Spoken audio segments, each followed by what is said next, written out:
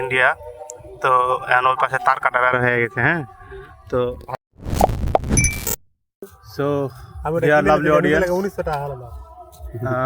একটা আফসোসের ভিডিও মানে বানাচ্ছে একটা।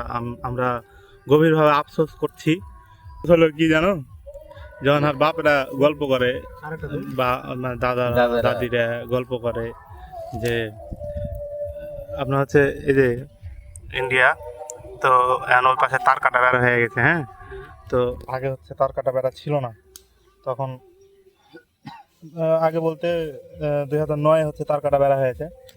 তো 2009-এর আগে হচ্ছে আব্বা মানে আমার বাপ চাচা দাদা ওরা হচ্ছে সকাল বিকাল হচ্ছে ইন্ডিয়া যাইতে পারতো, ইন্ডিয়া যাইতো। আব্বার মুখেও শুনেছি যে ওরা নাকি হচ্ছে কলকাতা, দার্জিলিং, তারপরে হচ্ছে শিলিগুড়ি, মানে তখন এগুলা ডাইল ভাত ছিল। মানে যে কোনো সময় সকালে দেখা যাচ্ছে দুপুরে গোসল করতে গেছে, এই যে এই নদীতে দুপুরে হচ্ছে গোসল করতে আসছে, হচ্ছে ওইদিকে পার হয়ে গেছে।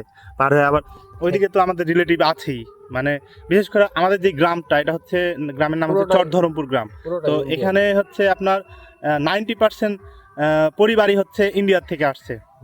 মানে ইন্ডিয়া দেখা গেছে যে যদি দুই ভাই হয়, এক ভাই ইন্ডিয়াতে আছে, এক ভাই বাংলাদেশে, মানে এইরকম বিষয়টা।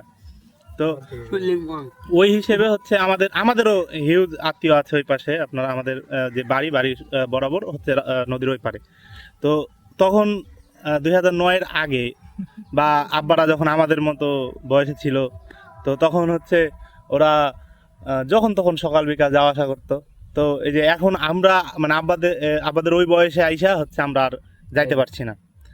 এটা হচ্ছে একটা চরম আফসোস। যদি হয় এরকমটা যদি না থাকতো তাহলে হয়তো আমরাও যাইতে পারতাম, যাওয়া আসা করতে পারতাম, ভালোই লাগতো। ও এখানে একটা হচ্ছে স্কুল আছে এই জায়গায়, এই যে এই গাছের কারণে দেখা যাচ্ছে না, এই যে এই কর্নার বরাবর এখানে একটা স্কুল আছে। তো চাইলে আমরাও তখন ওই স্কুলে পড়ালেখা করতে পারতাম ইন্ডিয়ার, ভালোই লাগতো। তো ওই বিষয়টা একটু আফসোসজনক, এটাই।